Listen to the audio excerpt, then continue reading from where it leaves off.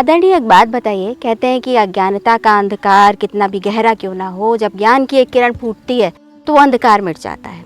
इस अंधकार को मिटते हुए आपने भी देखा होगा जब एकल का शिक्षा अभियान पहुंचा होगा वनवासियों तक, तो उस समय कौन सी चुनौतियां आई या किस तरह की स्थितियां बनी, उसके बारे में कुछ बताइए। आपने बहुत अच्छा सवाल पूछा। पहली बात तो शिक्षा की परिभाषा को ही हमें समझना होगा। हम लोग स्कूल में किताब पढ़ने को शिक्षा कहते हैं, लेकिन स्वामी जी दूसरी बात कहते हैं। Education is the manifestation of the perfection already in you. आपके मन के स्वाभिमान को जगाना ही शिक्षा है। इसलिए हमने गांव के लोगों को उनकी संस्कृति, उनका स्वभाव, उनके इतिहास, इसके बारे में बताना शुरू किया। लेकिन इसके पहले एक बड़ी बात थी, हमारे गांव के लोग क्यों पढ़ें, इसका उत्तर उनके पास नहीं था। मैं उदाहरण देता हूं आपको। एक किसान के घर में या लोगों से मिलने के लिए सरकारी आदमी गया। उसने कहा कि अपने बच्चों को स्कूल भेजो। गांव के लोगों ने पूछा क्या फायदा होगा। उन्होंने कहा कि बच्चे पढ़ लेंगे तो अच्छे आदमी बन जाएंगे। गांव वाले हंसने लगे। वो जानते थे कि सब पढ़े लिखे लोग बेईमान हैं, सब वही घूस लेते हैं। तो हमारा ये सरकारी आदमी बड़ा परेशान हो गया। उसने कहा नहीं, अच्छे नौकरी मिल जाएगी। गांव के लोग जोर से हंसते, तो देखते हैं सब पढ़े लिखे बेरोजगार। अब गांव के लोगों ने पूछा कि भाई साहब एक बात बताइए, हमारा बच्चा पढ़ लेगा, 12वीं में आ जाएगा, तो क्या वह खेती करेगा? नहीं, खेती तो नहीं करेगा। तो ना तुम अच्छा आदमी बना सकते हो, ना नौकरी दे सकते हो। हमारी आजीविका का एक नया साधन खेती खत्म हो जाएगा, हम क्यों पढ़ने भेजें? This was the challenge. इसलिए हमने बच्चे को पढ़ने के लिए नहीं बुलाया। आओ खेलेंगे, गीत गाएंगे, नाटक करेंगे, हंसेंगे और खेलते खेलते उनको गणित सिखाएंगे। क्या बात है। खेलते खेलते उनको भाषा सिखाएंगे। इसी को जॉयफुल एजुकेशन कहते हैं। इनफॉर्मल एजुकेशन मेथड बहुत सिद्ध मेथड है हमारे भारत में, दुनिया में।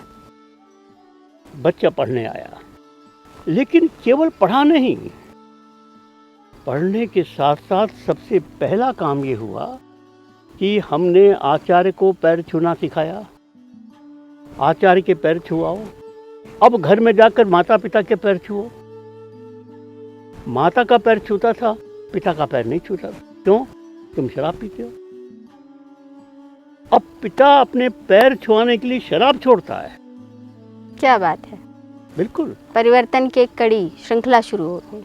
इतना ही नहीं, बच्चा स्कूल में पढ़ेगा और घर में जाकर माता पिता को अक्षर ज्ञान सिखाएगा, हस्ताक्षर करना सिखाएगा। सरकार जो हस्ताक्षर कर ले उसको वो साक्षर कहते हैं। गांव को 100% साक्षर करना हमारा उद्देश्य है।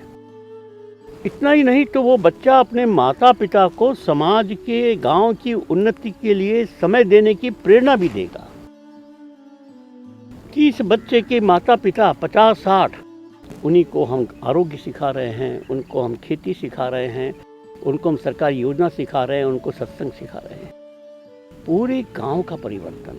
सचमुच में एकल विद्यालय इसका निकनेम है।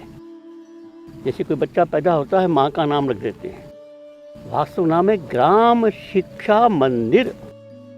बहुत सुंदर। एकल विद्यालय का वास्तविक उद्देश्य है गांव की सर्वांगीण उन्नति। अब इसमें शिक्षा के साथ साथ जब पढ़ने की रुचि पैदा होती है तो फिर हमारा बच्चा फॉर्मल स्कूल में, सरकारी स्कूल में कक्षा 5 में भर्ती होता है। अच्छा। और गांव में सरकारी स्कूल का ड्रॉप आउट रेट कम होता है। 5वीं से 8वीं तक आधे लोग छोड़ देते हैं, लेकिन एकल का बच्चा 8वीं तक जाता है। 8वीं से 10वीं तक आधे लोग छोड़ देते हैं। पिछले 30 साल के बाद ये हुआ कि अब हमारा ड्रॉप आउट रेट कम हो गया, पढ़ने की रुचि पैदा हुई है।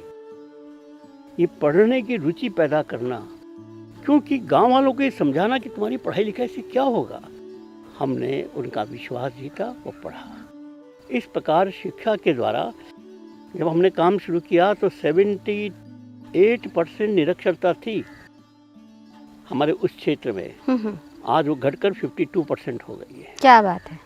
ये हमारी उपलब्धि है शिक्षा की।